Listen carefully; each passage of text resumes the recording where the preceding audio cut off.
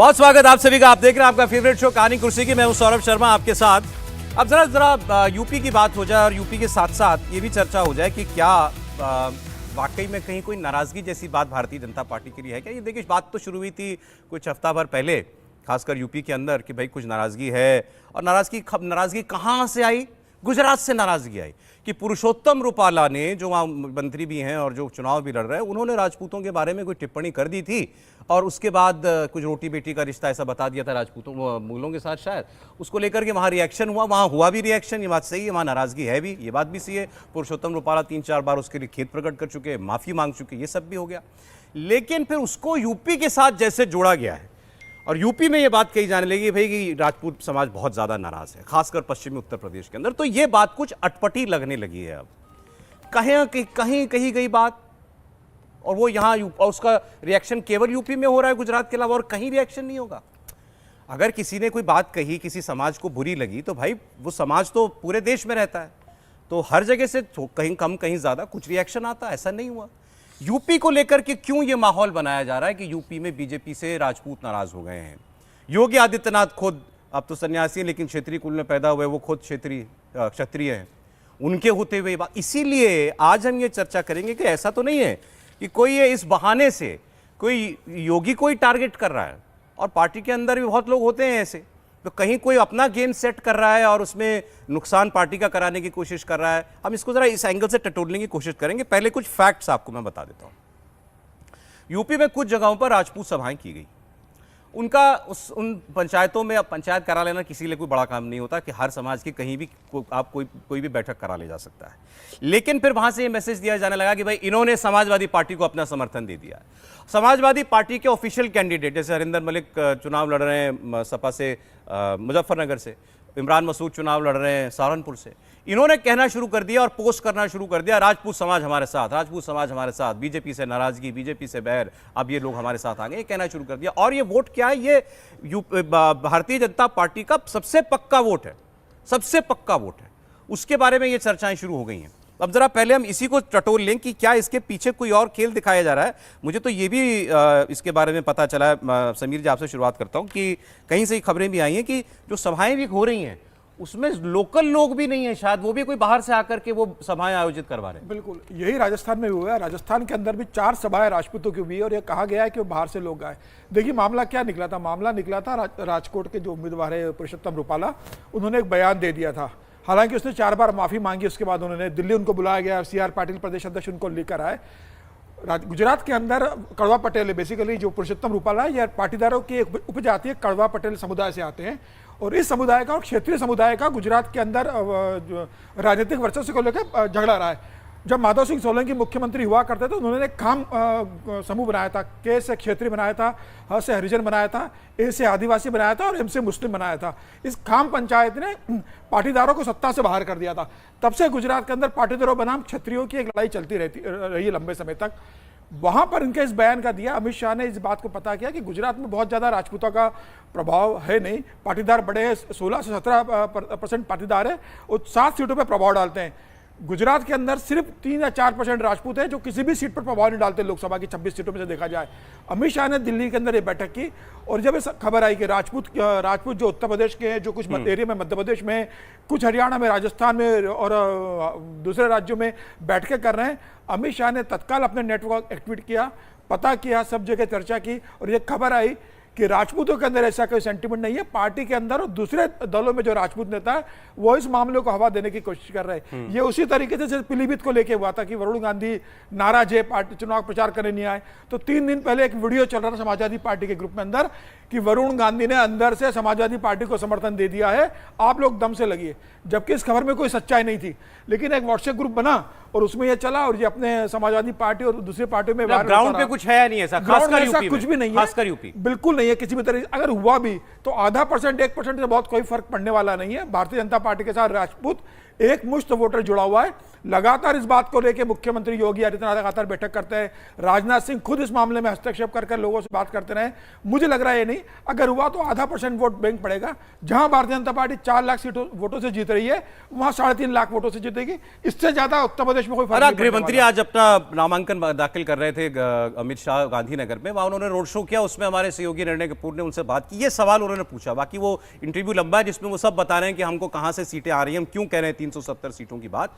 लेकिन मैं उसमें छोटा सा हिस्सा निकाल के आपको सुनाना चाहता हूं। इसी बात पर उन्होंने जो रिएक्शन दिया, भाई रूपाला साहब ने जो कहा था उसके लिए माफी मांग ली है, अब नाराजगी जैसी कोई बात नहीं। लेकिन गृहमंत्री इस पर रिस्पॉन्ड कर रहे हैं, मतलब कहीं तो कुछ था, सुनिए जरा।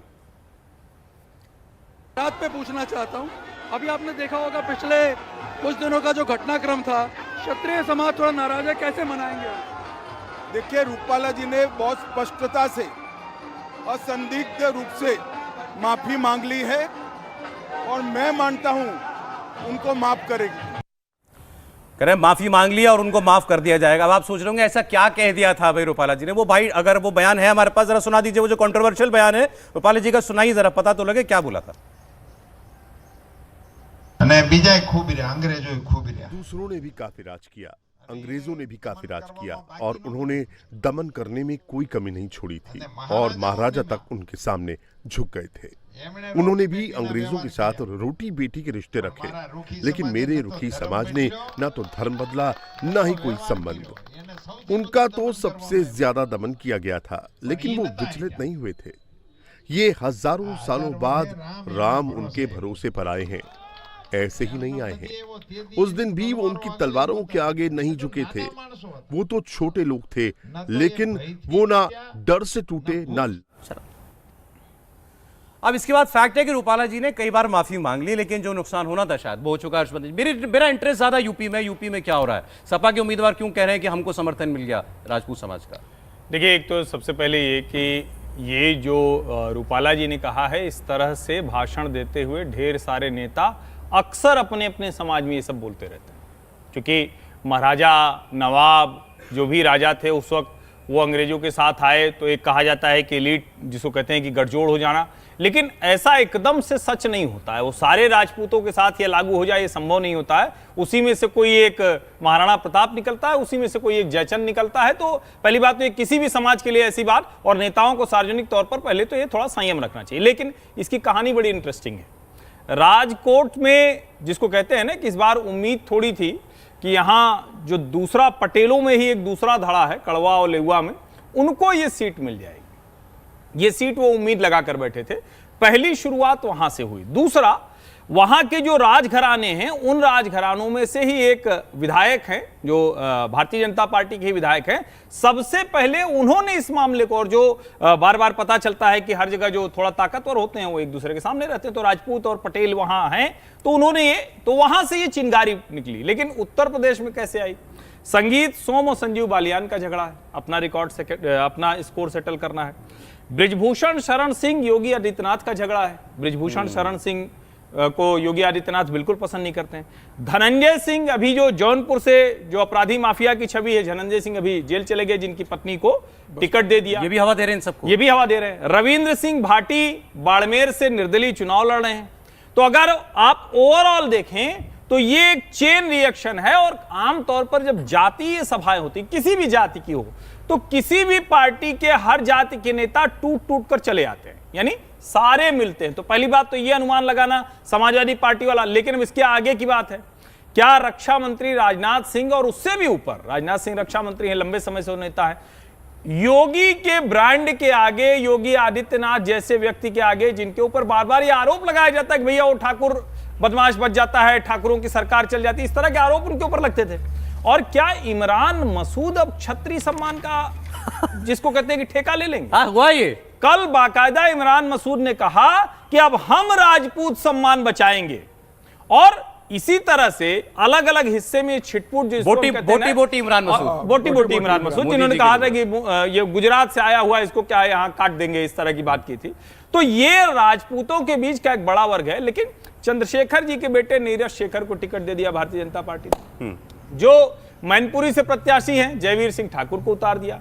अभी जो फिरोजाबाद से उतारा, क्योंकि बार बार कहा जा रहा था कि हमारा एक टिकट कट गया, वैसे तो मक्खी पे मक्खी भाजपा ने बिठाया, बड़ी सतर्क है, एक भी जाति प्रत्याशी बदलाने, लेकिन गाजियाबाद में वीके सिंह की जगह तो वो गर्क कर दिया, तो फिरोजाबाद में ठाकुर विश्वदीप को टिकट दे दिया। ठीक है। इतनी सतर्कता बरती जा रही। ये ठीक बात है कि एक वर्ग है जो इसको हवा दे रहा है, और राजपूत चूंकि ताकतवर कम्युनिटी होती है, स्ट्रांग है, गाड़ी घोड़ा की कमी है नहीं, पैसे की भी कमी नहीं, भीड़ भी जुटाने में दिक्कत क्या नहीं। योगी जी को के पीछे भी कोई लग गया है इस बार ने क्या, रागी साहब क्या लगता है?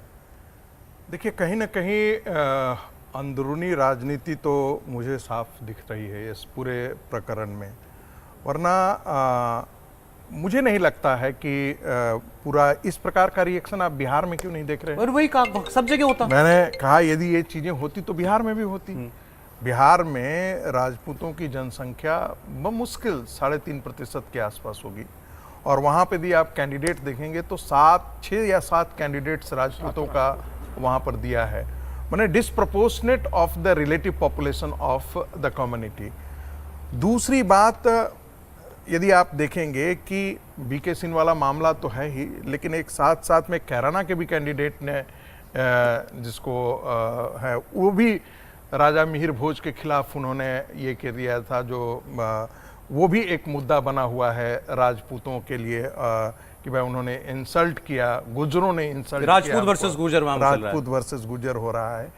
तो ये जो पूरा एरिया है आप देख रहे हैं जिसे वेस्टर्न उत्तर प्रदेश, इस वेस्टर्न उत्तर प्रदेश में राजपूतों का एक बड़ा वर्ग ये सोच करके माना कि कुछ तो ऐसा हुआ है जो भारतीय जनता पार्टी की सरकार ने जाटों के लिए जरूरत से ज्यादा किया है, उनके फीलिंग को सैटिएट करने के लिए जरूरत से ज्यादा भारतीय जनता पार्टी सरकार आगे बढ़ के आई है।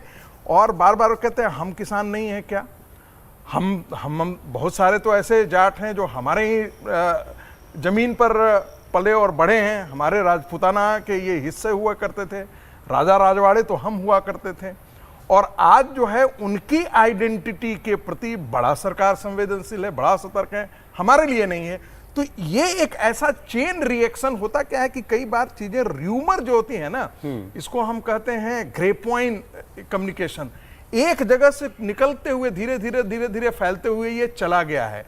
भारतीय जनता पार्टी को चाहिए कि इसको कंटेन करे, और इसकी तरफ उन्होंने कोशिश भी किया है।